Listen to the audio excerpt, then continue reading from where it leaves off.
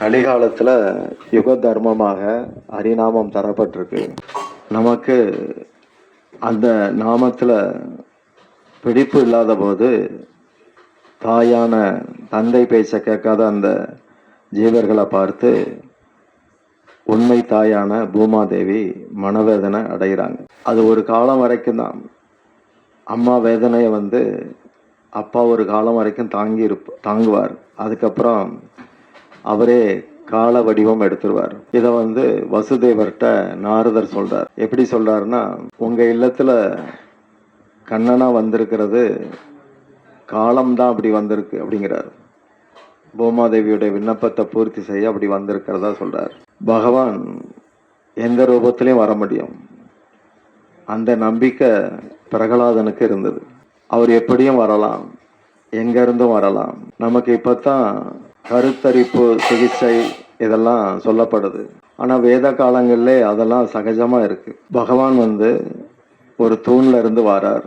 இது அது வரைக்கும் எங்கேயும் நம்ப முடியாததாக இருந்தது.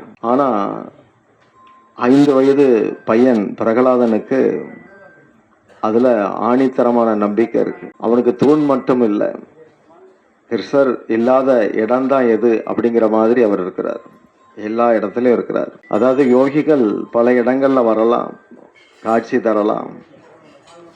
அவங்களும் நெருப்புக்குள்ள நிற்கலாம், தண்ணீருக்குள்ள விழலாம், பாறையில குதிக்கலாம், சிங்கத்தை தோழனாக்கலாம். ஆனா அந்த யோக சித்தி குறிப்பிட்ட காலத்துக்கு தான். ஆனா எல்லா இடத்துலயும் பகவான் இருக்கிறார் அப்படிங்கிற நம்பிக்கையில ஒருத்தருக்கு வரக்கூடிய ஆற்றல் இருக்கு, அது நித்தியமானது. பாகவதத்துல ஆத்மா நித்தியமானது, ஆத்மா நித்தியமானது, பரமாத்மா நித்தியமானவர். ஆனா இந்த ஜீவன் வச்சிருக்கிற தொடர்பு பூரா அனாத்ம, அதாவது ஜட விஷயங்கள்ல இருக்குது. அத திருப்பணம், ஜடத்திலே அவனுடைய சகவாசம் பூரா இருக்கு. கம்சன் பெரிய சுகபோகி, தன்னுடைய வீட்டில் ஒவ்வொரு தூணையும் பார்த்து பார்த்து கட்டியிருந்தான். அவனுக்கு அந்த தூண் அவனாகவே பார்த்து கட்டுறதுனால, அதனாலதான் கோபத்தில் அப்படி கேட்குறான். உனக்கு அதாவது எங்கிருந்து இந்த ஆற்றல் உனக்கு வருது? என்ன பண்ணாலும் உன்னை ஒன்றும் பண்ண முடியல. எவ்வளவு தேவர்களை நான் அடிமையாக்கி இருக்கிறேன், எவ்வளவு ராட்சசர்களை நான் கசக்கி இருக்கிறேன். உலகத்தில் என்னை மிஞ்சி யாருமே இல்லை. ஆனால் அதையெல்லாம் தாண்டி உனக்கு ஒரு ஆற்றல் இருக்க, அது எங்கேருந்து வருது அப்படின்னு கேட்குறான் இரண்யகசிபு. அப்போ பிரகலாதன் ரொம்ப சுலபமாக சொல்கிறார், உங்களுக்கு எப்படி அவ்வளோ பெரிய ஆற்றல் கிடைச்சது? அது உங்களுடையது கிடையாது, உங்களுக்கு ஒருத்தர் கொடுத்தார். அதே நபர் தான் எனக்கும் கொடுத்திருக்கிறார். ஆனால் உங்களுக்கு யார் தந்திருக்காங்கிறது தெரியல, எனக்கு தெரிஞ்சிருக்குது, இவ்வளோதான்.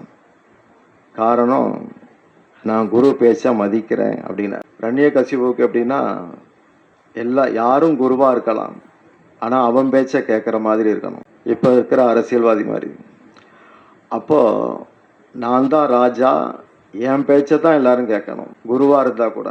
அது மாதிரி இரண்யகசிபு இருக்கிறான். சில சமயங்களில் புண்ணிய காரியங்களும் பண்ணுவான், நல்லதும் பண்ணுவான், சமத்துவம் பேசுவான், கம்யூனிசம் பேசுவான். எல்லா புத்தியும் அவன்கிட்ட இருக்கு.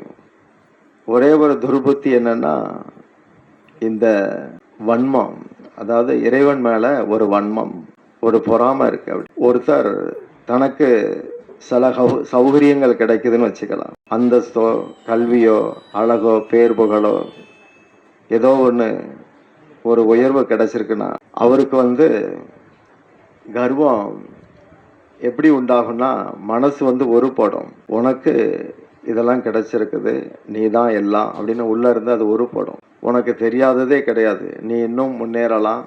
17ஆம் அத்தியாயத்தில் இதை பற்றி வரும் கீதையில். அதை செய்திடலாம், இதை செய்திடலாம், உனக்கு யார் இடைஞ்சல் பண்ணுறாங்களோ அவங்கள இப்படி இப்படி காலி பண்ணிடலாம். இதெல்லாம் அந்த கர்வம் அப்படி உருப்படும் உள்ள. அதனால தான் எங்கள் குருநாதர் கர்வம் வழி நடத்தாமல் பார்த்துக்கங்க அப்படின்னு சொல்லுவாங்க. அடிக்கடி ஆசீர்வாதம் பண்ணும்போது கிருஷ்ண மதிரஸ்து சைத்தன்ய மகாபிரபு கிருஷ்ண உணர்வுல உங்க புத்தி இருக்கட்டும் அப்படின்னு ஆசீர்வாதம் பண்ணார். அப்படித்தான் கௌடிய வைஷ்ணவத்துல பெரியவங்க நமஸ்கரிக்கிறவங்களுக்கு ஆசீர்வாதம் பண்ணுவாங்க. சில சமயங்கள்ல குருநாதர் வந்து இப்படி சொல்றது உண்டு, கர்வம் வழி நடத்தாம பார்த்துக்க அப்படி. அன்னைக்கு ஒரு ரண்ய கசிப்பு தான், இப்போ அப்படி இல்லை, நிறைய இருக்கிறாங்க. அப்போ அந்த பிரகலாதன் சுலபமா சொன்னார், உங்களுக்கு எங்கிருந்து வந்தது அந்த ஆற்றல், உங்களுக்கே தெரியாது, எனக்கே வந்ததுன்னு நினைக்கிறேன். ஆனா அது வந்து பொய். கனவு காணும் போது அது எப்போ பொய்ன்னு தெரியும், முழிக்கிற போது தான் தெரியும். இதே போல ஆத்ம தளத்துக்கு வந்த பிறகுதான் உலகத்துல உள்ள அத்தனையும் வீண் விவகாரம் அப்படின்னு தெரியும். ஆனா அப்படி ஒரு விவகாரத்துக்குள்ள நான் ஏன் வந்தேன் அப்படின்னு பார்த்தா, அந்த வீண்ல இருந்து நல்ல நிலைமையை நோக்கி போகலாம். உலக விவகாரம் கூட இறைவனை சந்தோஷப்படுத்தும்படியாக அதை மாற்றி அமைக்கலாம். அது கடவுளை பொறுத்த வரைக்கும் சின்ன பிள்ளைத்தனமா கூட இருக்கலாம். அந்த சமயம் அவர் பெற்றோர் தரத்துல இருந்து அதை ரசிப்பார். அப்போ ரண்யகசிபு ஆத்ம தளத்துல இல்லை, பூரா அவனுக்கு நினப்பு பூரா பாடிலி கான்செப்ட். ரண்யனா கோல்டு தங்கம், கசிப்புனா படுக்க, தூங்குற கட்டில் கூட தங்கத்துல இருக்கணும்னு நினைக்கிறவன், அப்படி ஒரு சுகபோகி. அதனாலதான் போக ஐஸ்வர்ய பிரசாத்தானாம் தயா அபகிருத சேதசாம், சித்தத்தை போகம் வந்து வீழ்த்திரும், உயர்த்தாது அப்படிங்கிறார் கிருஷ்ணர். போகமும் ஐஸ்வர்யமும் மனசை வந்து வீழ்த்தும் அப்படிங்கிறார். அது ஒவ்வொருத்தருக்கும் வேற வேற பெர்சன்டேஜில் இருக்கும். அதனால அவர் தான் இருக்கிறார் இவர் தான் இருக்கிறார்னு பார்க்கக்கூடாது. அவருடைய தளத்தில் அது எப்படியோ அப்படிதான் இருக்கணும்.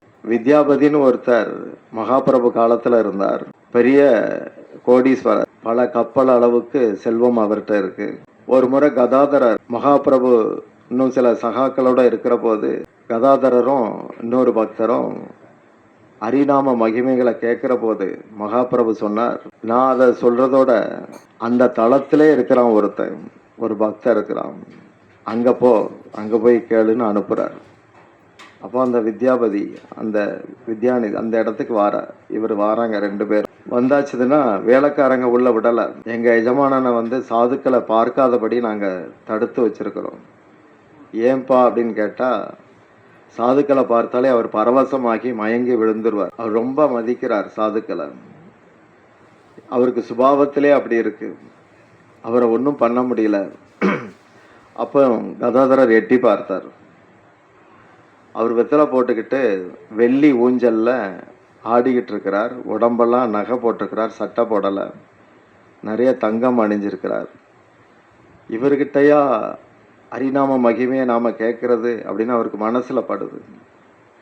இது சரியில்லை அப்படின்னு படுது. ஆனா ஒரு பக்கம் மகாபிரபுவே சொன்னாரேன்னு சொல்லி தோணுது. இப்படியாக 2 பேரும் உள்ள போறாங்க. அப்போ அந்த பாகவத விஷயங்களை சொல்லும்போது அந்த செல்வந்தர் அடைஞ்ச பரவசத்தை பார்த்து கதாதரர் வந்து நடுங்கி போயிட்டார். ஏன்னா அவருக்கு மாதவேந்திரபுரி மூலமா உபதேசம் கிடைச்சிருந்தது, மூத்த ஆச்சாரியர். அப்போ கிருஷ்ண பிரேமையில அவரும் ஒரு அங்கத்துல இருக்கிறார். இப்போ அந்த கிருஷ்ணருடைய விஷயங்களை கேட்கிற போது, அதாவது சைத்தன்ய மகாபிரபு என்னை பார்க்க சொன்னாரா, இந்த நாயை அவருக்கெல்லாம் ஞாபகம் இருக்கா அப்படின்னு சொல்லி கேட்டார். அப்போ மகாபிரபு நினைச்சு கொஞ்ச நேரம் சமாதி ஆகிறார். அப்புறம் கிருஷ்ணரை நினைச்சு கீழே விழுந்து உருள்றார். அவருக்கு போட்டிருந்த அலங்காரமெல்லாம் களைஞ்சி போச்சு, அழுக்கடைஞ்சிருச்சு. அப்போ அந்த வேலைக்காரங்கெல்லாம் அந்த 2 பேரும் கதாதரையும் அந்த 2 பேரையும் பிடிச்சு வெளியே வந்து நிறுத்திட்டாங்க. நாங்கள் முதல்ல சொன்னோம், கேட்டீங்களா? இப்போ கதாதரர் மனசுல நினைச்சார், நம்ம தீட்சை எடுத்தா இவர்கிட்ட தான் எடுக்கணும் அப்படின்னு. இது மாதிரிலாம் பார்க்கிறோம். அப்போ அந்த அந்த தெய்வீக பிளாட்ஃபார்ம் இருக்க, அந்த தெய்வீக தளம், அது பிரம்ம தளத்திலையும் இருக்கலாம், பரமாத்மா தளத்திலையும் இருக்கலாம், பகவான் அப்படிங்கிற தளத்திலையும் இருக்கலாம். பிரம்ம தளத்தை நிரூபிக்கிற மாதிரி காட்டியவர் பிரகலாதர்.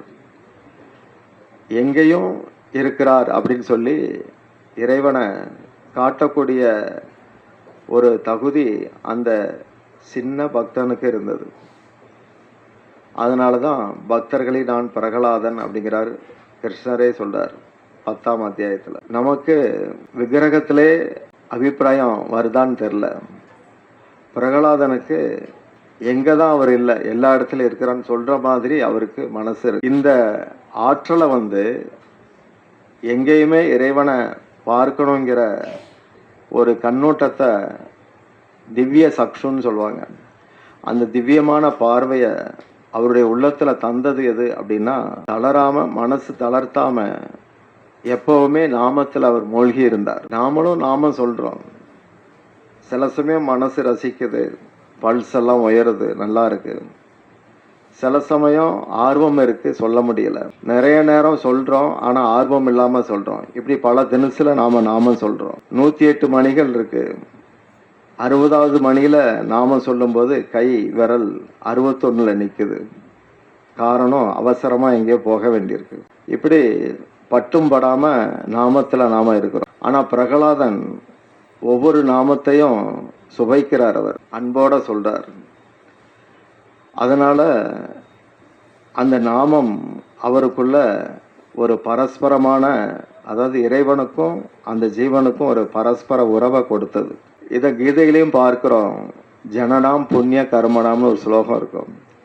எவருடைய முப்பிறவி இப்பிறவியில் உள்ள பாவ புண்ணியங்கள் முற்றிலுமாக தொலைக்கப்பட்டுள்ளதோ அவர்களுக்கு என் மீது உறுதியான சிரத்தை உண்டாகும் அப்படிங்கிறார். பழைய ஜென்மாவில் இந்த ஜென்மாவில் இருக்கிற பாப புண்ணிய விஷயங்கள் தொலைக்கப்பட்டிருக்கணும், முற்றிலும் போக்கப்பட்டிருக்கணும் அப்படிங்கிறார். பாகவதத்தில் இருக்கு, கண்ணனுடைய திருமேனி, கிருஷ்ணனுடைய திருமேனி ஒரு அழகு கூட்டம் அப்படின்னு இருக்கு. கூட்டமாக அழகு வருது. கண் அழகு, இமை அழகு, அதரம் மதுரம், அதில் பூரா அதுதான் சொல்கிறாங்க.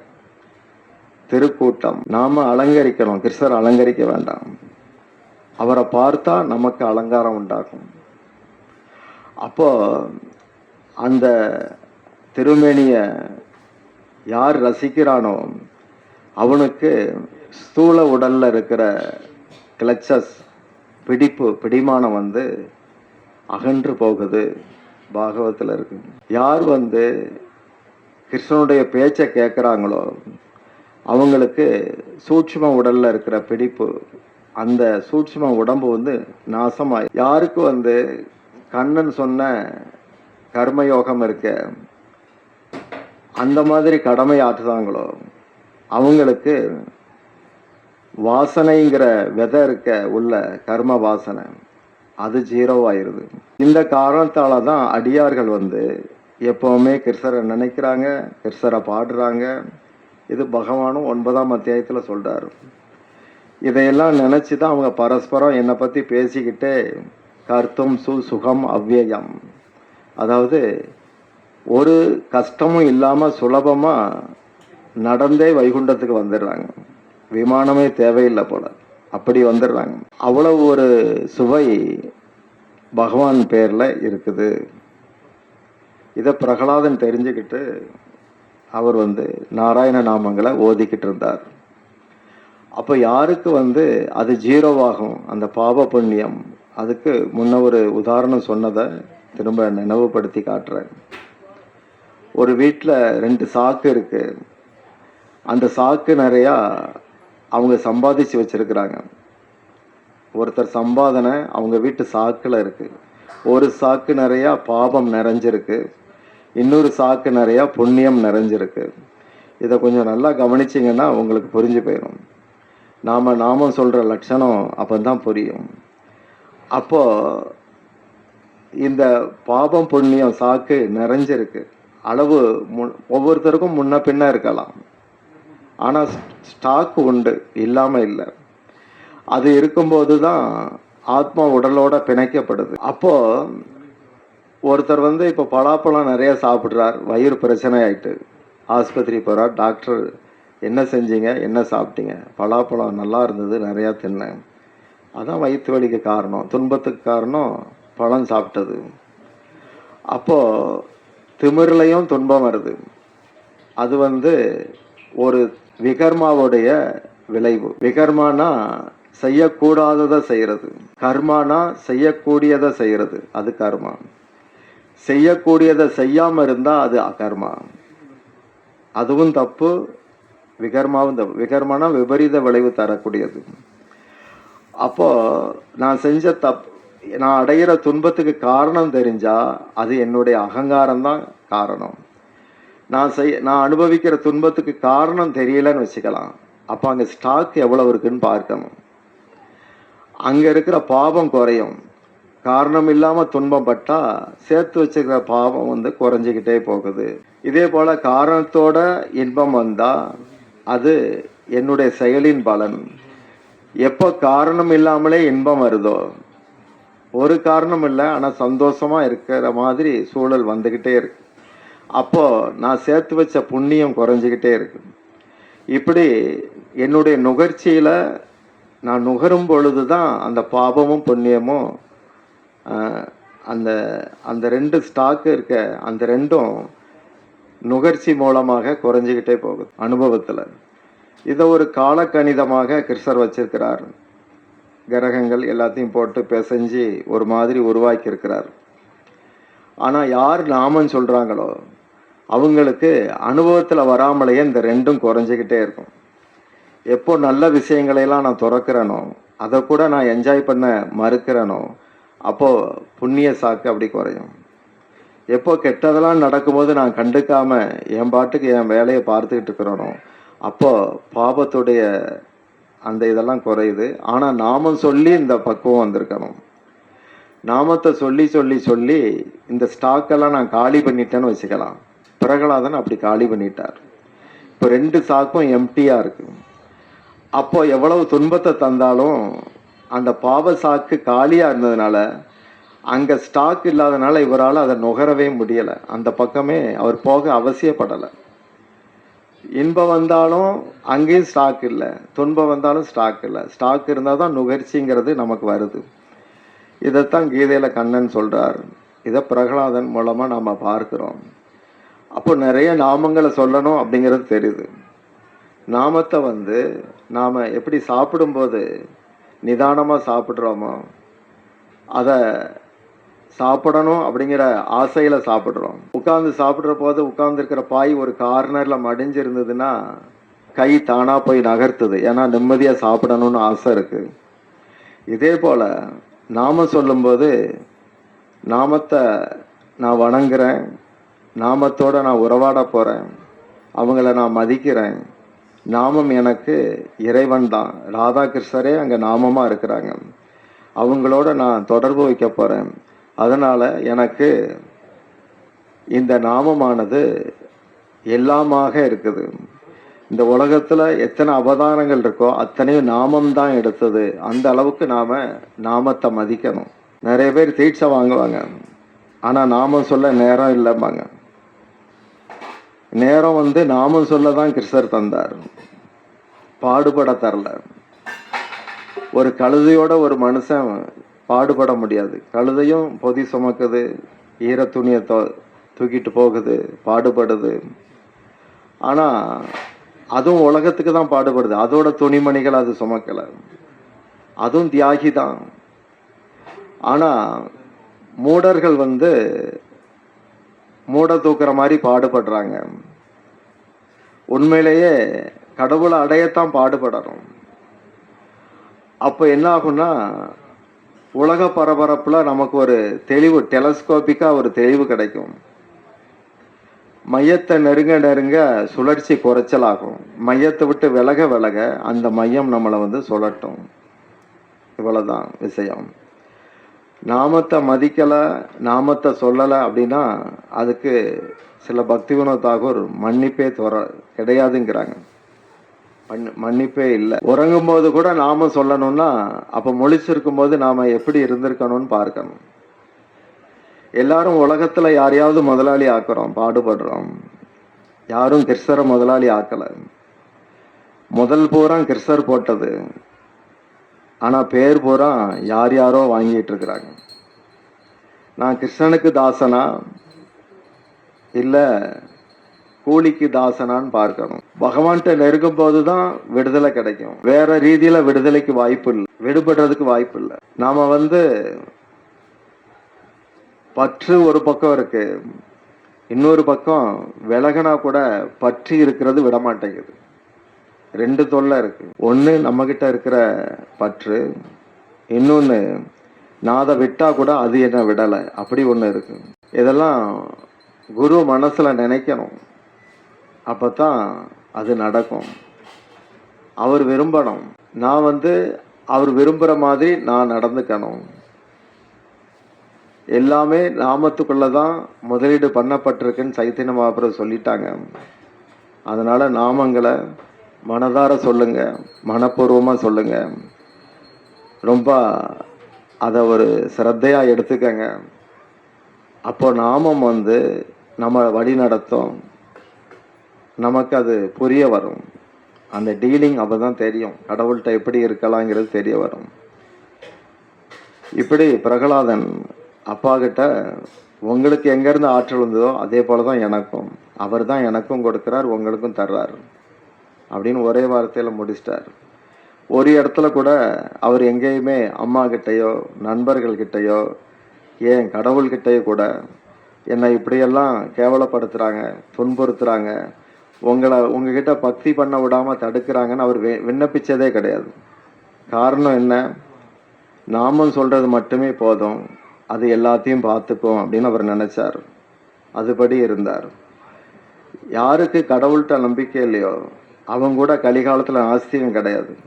யாருக்கு நாமத்தில் நம்பிக்கை இல்லையோ அவன்தான் கலிகாலத்தில் நாஸ்திகன். இப்படித்தான் சாஸ்திரத்தில் இருக்கு. அதனால நாமத்துக்கு முக்கியத்துவம் கொடுங்க. இந்த நல்ல நாளில் உங்களுக்கு இந்த செய்தி தரப்பட்டிருக்கு. ஹரே கிருஷ்ணா.